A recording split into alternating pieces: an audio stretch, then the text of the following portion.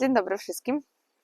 Dzisiaj tylko ja, bo stwierdziliśmy z Jarkiem, że jeśli są jakieś takie tematy, które tylko jednej osobie tak naprawdę pasują, które gdzieś tam, na które tylko jedna osoba z nas ma przemyślenia, no to nie będziemy tak na siłę się cisnąć, że zawsze musimy być razem na odcinku, ale czasami właśnie będziemy nagrywać odcinki oddzielne.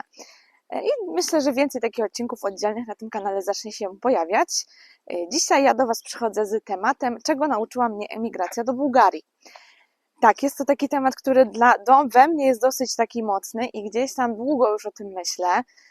Całą tą przeprowadzkę traktuję jako takie naprawdę duże doświadczenie życiowe, traktuję jako coś takiego nowego, coś, co mnie szlifuje, szkoli na wielu płaszczyznach. No bo też przeprowadzając się tutaj, spotkaliśmy się z niespodziewanymi problemami czy różnymi zawirowaniami. Nie spodziewaliśmy się na przykład wielu z nich, więc uważam, że to jest świetne doświadczenie życiowe po prostu. Wiadomo, że każdy problem w kraj nas metka, czyli po polsku to jest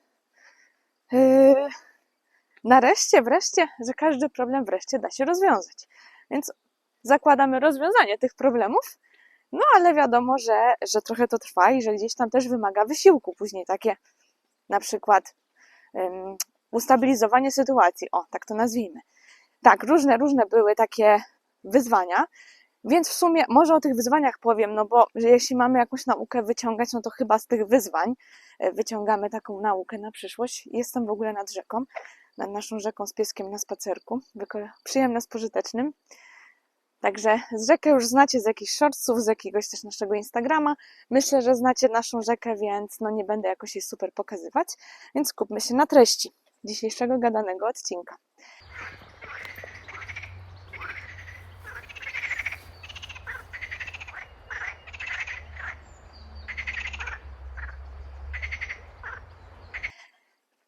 Więc jeśli chodzi o wyzwania, dla mnie takim dużym wyzwaniem na początku była tęsknota za rodziną i przyjaciółmi. Ja jestem bardzo towarzyskim stworzeniem i lubię mieć dużo ludzi wokół siebie. Mieszkałam na Śląsku, gdzie tych ludzi było po prostu multum. No i mieszkałam tam całe życie. Całe życie mieszkałam sobie w Tychach, więc całe życie miałam rodzinę obok siebie, mamę na osiedlu obok, siostrę na drugim osiedlu obok. W zasadzie wszystko się odbywało w obrębie 3 osiedli. Do tego miałam mnóstwo znajomych i przyjaciół.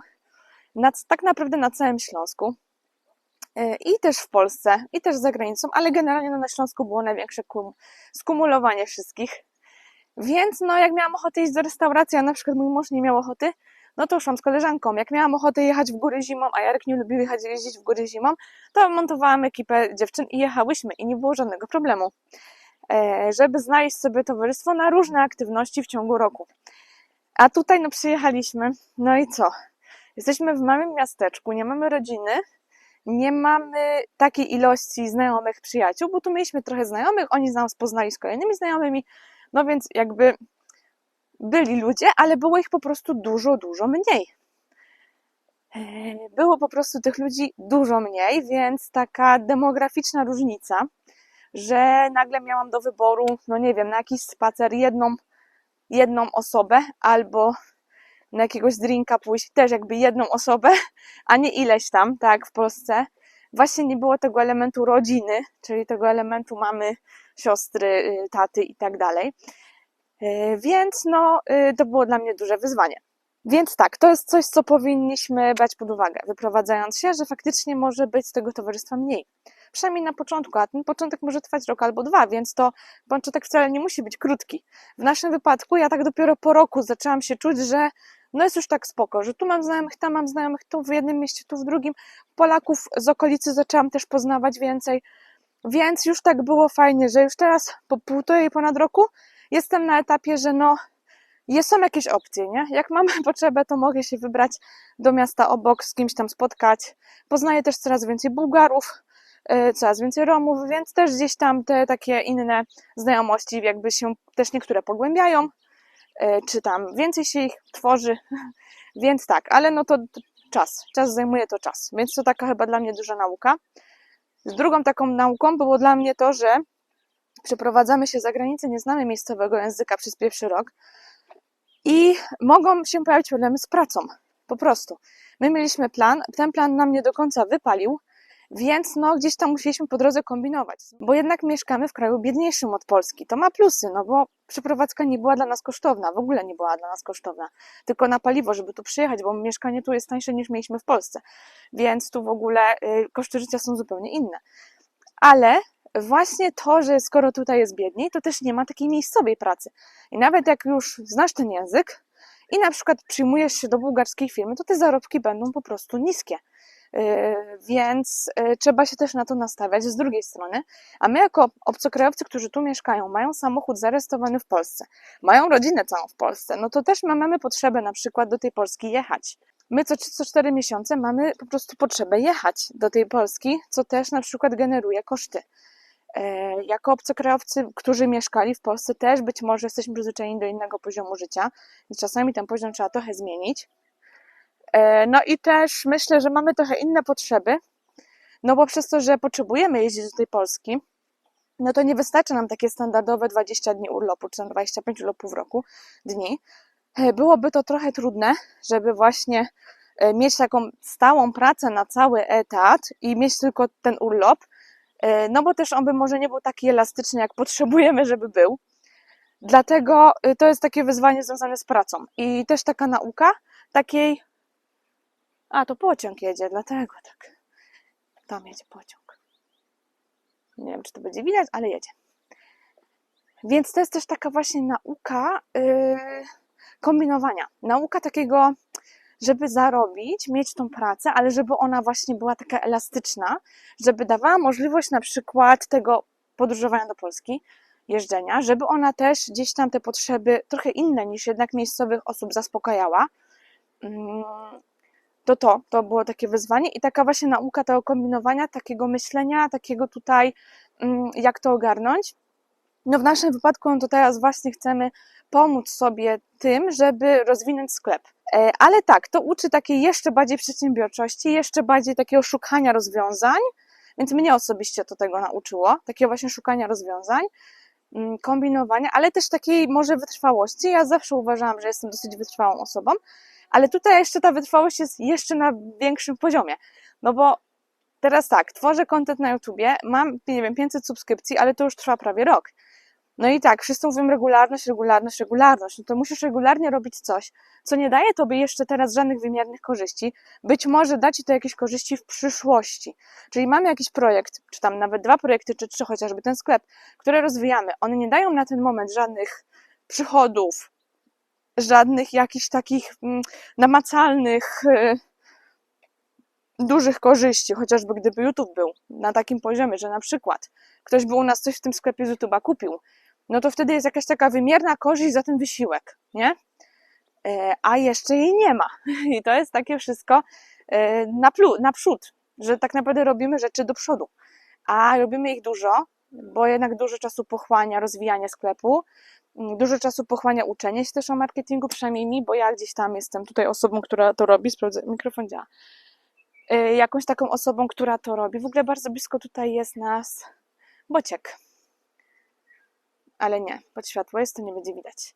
Tak, Bocian sobie tutaj poluje, a ja jestem w ogóle pod akacją. Tu jest alejka akacjowa. Zobaczcie. Tu jest alejka akacjowa, tego wam nie pokazywałam. Tu są wszędzie akacje nad moją głową. I tak jak tutaj pszczółki po prostu... Nie wiem, czy to słychać.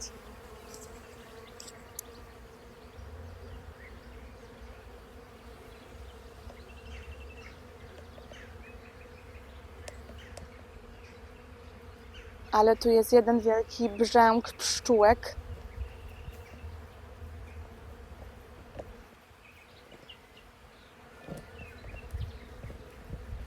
Tu tak pachnie, że mega żałuję, że nie da się nagrywać zapachu, ale jest po prostu przecudnie pachnie. I co ciekawe, miód akacjowy też mamy w naszym sklepie. Nie zawsze jest dostępny, także możecie pytać o dostępność. No i już wiadomo, skąd te pszczółki ten miód biorą akacjowy. Właśnie z takich akacji. Ja ostatnio zbierałam akacje. Myśmy zbierały tam na Wale, ale teraz tak patrzę, że mogłyśmy zbierać tu. Już teraz wiem, gdzie to jest, już zapamiętam. I będziemy robić syrop akacjowy. No, ale wracając do tematu, chociaż to też jest drugi temat, właśnie ten syrop akacjowy, ale to za chwilę. Więc jeśli chodzi o ten sklep i ten YouTube, no to tak, ja bardzo lubię nagrywać na YouTube'a, więc odkryłam też taką nową pasję. To jest też znowu rzecz, której się nauczyłam. Z jednej strony tej wytrwałości, ale z drugiej strony takiego cieszenia się procesem, żeby nie skupiać się na tym, czy coś z tego wypali, czy nie. Czy ten YouTube się rozwinie, czy nie. Tylko bardziej skupić się, że to jest fajne, że lubię nagrywać, że mi się podoba. Czyli takie, jest to przyjemne. Czyli takie skupienie się na przyjemności. Skupienie się na tym, że fajny jest ten proces, fajne są te zmiany.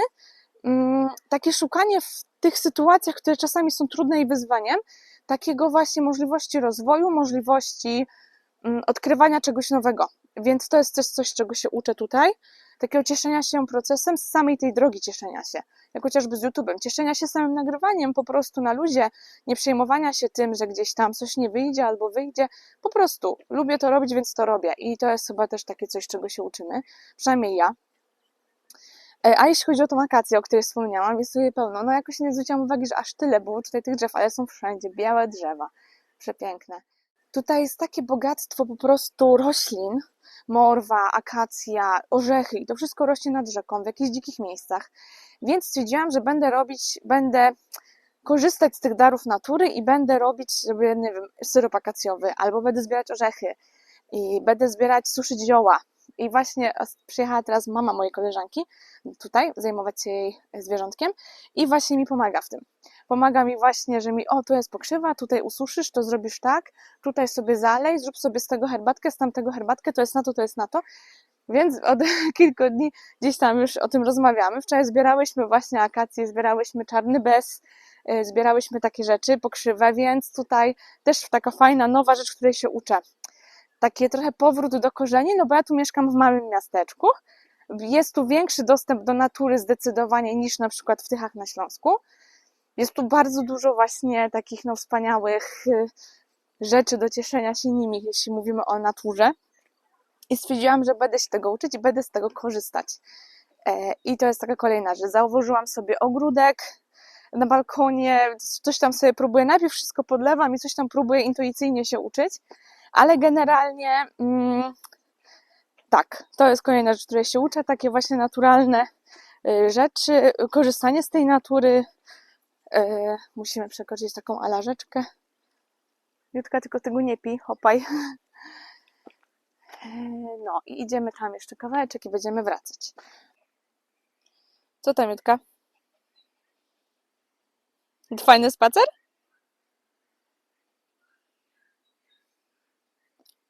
No to tyle, jeśli chodzi o te rzeczy, których ja się osobiście nauczyłam.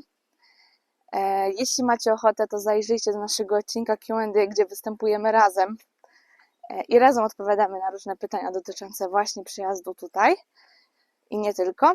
Więc szczerze Was zapraszam na ten odcinek Q&A, no i oczywiście widzimy się w następnych odcinkach.